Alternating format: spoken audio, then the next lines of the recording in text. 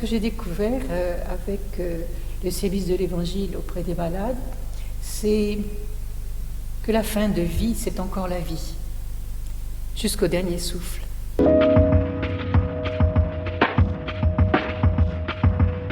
Je m'appelle Thérèse Blanchet, je suis engagée dans l'Église que depuis 2013 auprès du service de l'Évangile aux malades. Nous visitons en institution, que ce soit en foyer logement, en EHPAD et puis aussi à domicile, les personnes âgées ou pas, seules, croyantes ou non croyantes. Je m'appelle Corentin Rançon, j'ai 18 ans et j'ai pu, après le confinement, m'engager pleinement à la paroisse. Et je fais partie donc du groupe des jeunes et je fais également partie, comme Thérèse, du service évangélique aux malades depuis maintenant un peu plus d'1 an. Cette présence jeune est extraordinaire, surtout en résidence en EHPAD. Chez moi, j'ai des retours.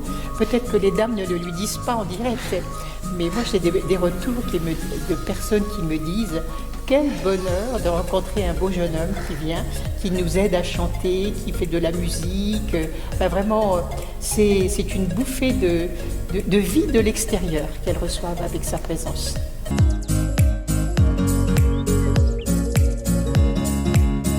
À la paroisse d'Ermont, on a la chance d'avoir une paroisse très dynamique avec une très belle équipe, notamment grâce à notre curé et à ses vicaires, mais notamment grâce à une très belle équipe pastorale également.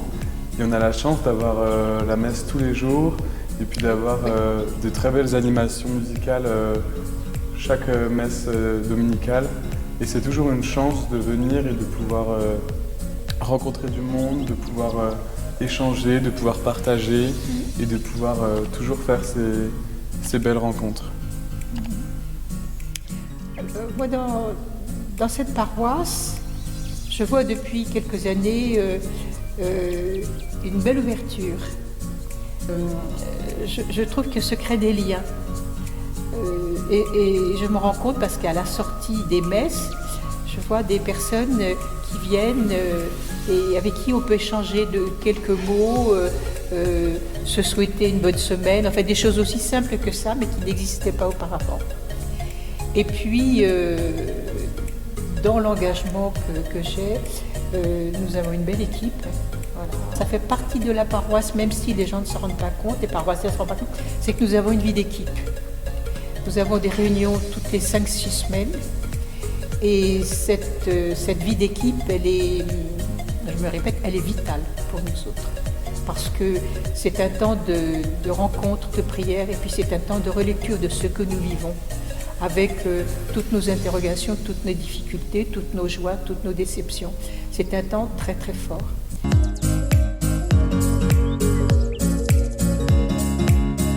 J'allais voir régulièrement une dame, je peux donner son prénom, elle s'appelait Olga.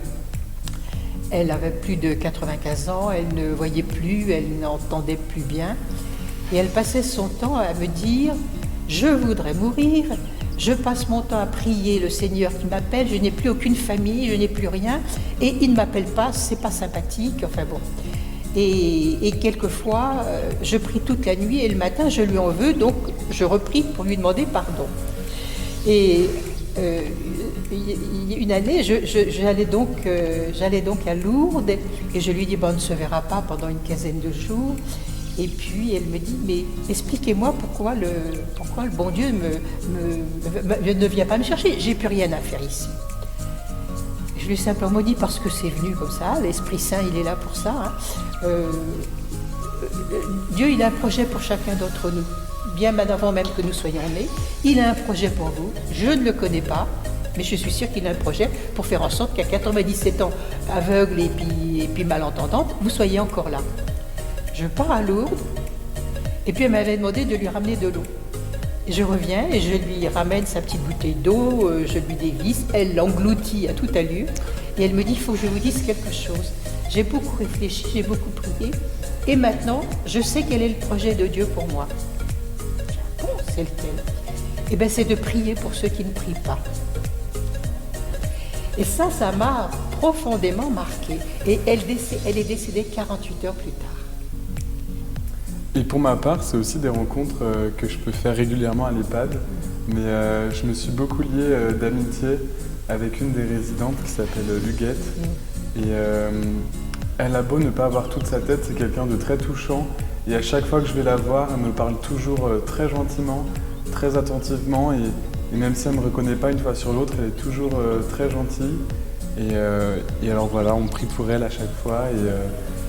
Et ça fait toujours plaisir de la revoir. Et à chaque fois que je vais à l'EHPAD, je me dis, je vais voir Huguette et je vais voir toutes ces personnes qui n'ont pas forcément de famille, qui n'ont pas forcément beaucoup de monde qui pense à eux. Mais voilà, nous on est là et puis on prie pour ces personnes. Tu sais qu'elle te reconnaît. Ah oui? Elle ne sait pas forcément que tu t'appelles Corentin, il faut le lui rappeler, mais elle sait que tu es quelqu'un, on me l'a dit, quelqu'un de gentil et qu'elle aime bien. C'est fou, hein, quand même. Voilà.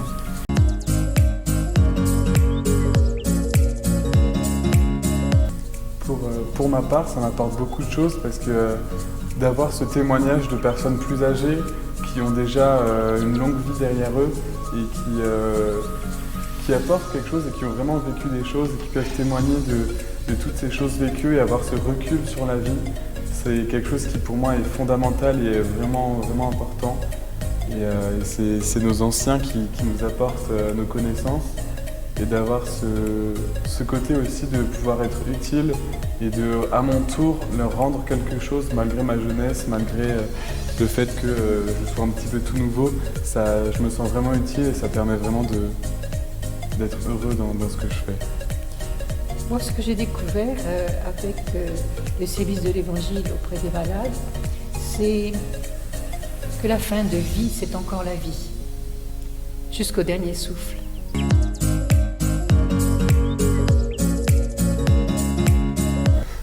Pour moi, 2 mots pour définir la paroisse d'Ermont, ce serait présence et fraternité. Et moi, pour définir la paroisse, ça serait musique et rencontre.